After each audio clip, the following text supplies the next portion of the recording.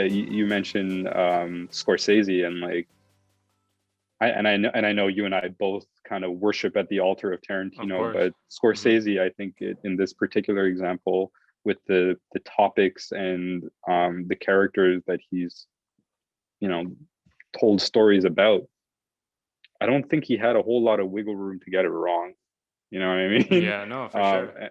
yeah, Well, he grew up and I with, I think wanted to interject, he grew up with that community. The reason why he makes a yeah, lot of movies revolving around violence or mobs, the yeah, mafia, is because that was his reality when he was growing up. And that's why he has such a sympathy towards these characters, and that sure, provides such a three dimensionality to them, is because he explains yes, they were yes, real people to me. They were people that yeah, you would say yeah, hi to. They were people that your dad would know. And it would yeah, be a disservice. It would be unjust for yes, him to yes, make them cartoons. And when I heard that, I absolutely. said, this is why we admire him. This is what makes a good movie. Hmm.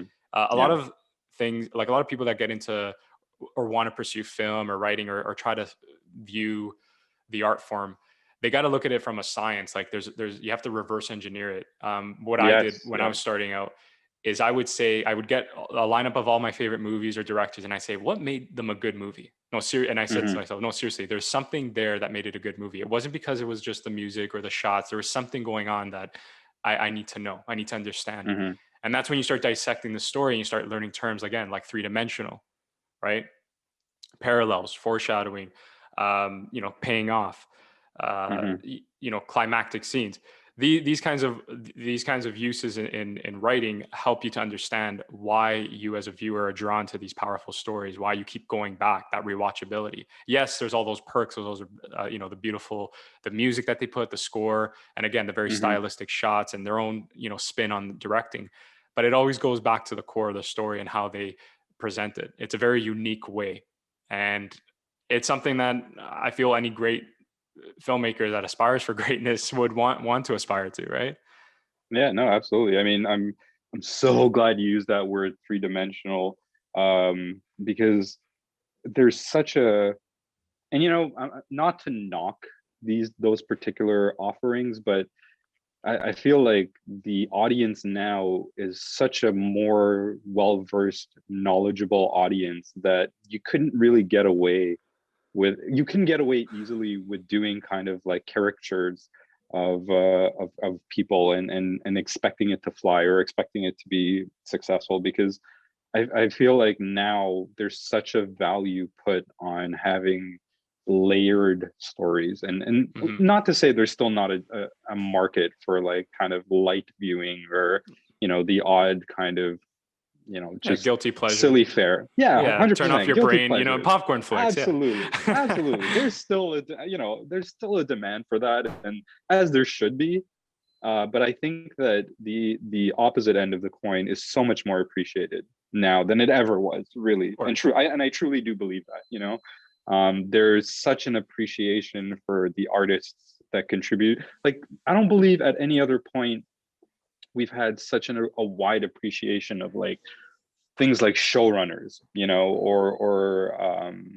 or screenwriters, like, of course actors and directors have been held up on a pedestal, and deservedly so, right? But now, like, we're getting so much more appreciation for this full spectrum of it, and I think that that's a good thing. It pushes people to continuously push themselves, because they're being held up to a standard that's a finite almost standard now, and that's great. That's fantastic. I love that personally. Well, it pushes the art form, right? And Absolutely. that's all you that's what you really want to see. Television for the longest Yeah. time was regarded as, where Yes, actors good go to die example. kind of thing, right? Yeah, And yeah, yeah. look at it now. Back to what you were saying 100%. about Yeah, taking it to a new level and the appreciation yeah. of three-dimensional characters, right?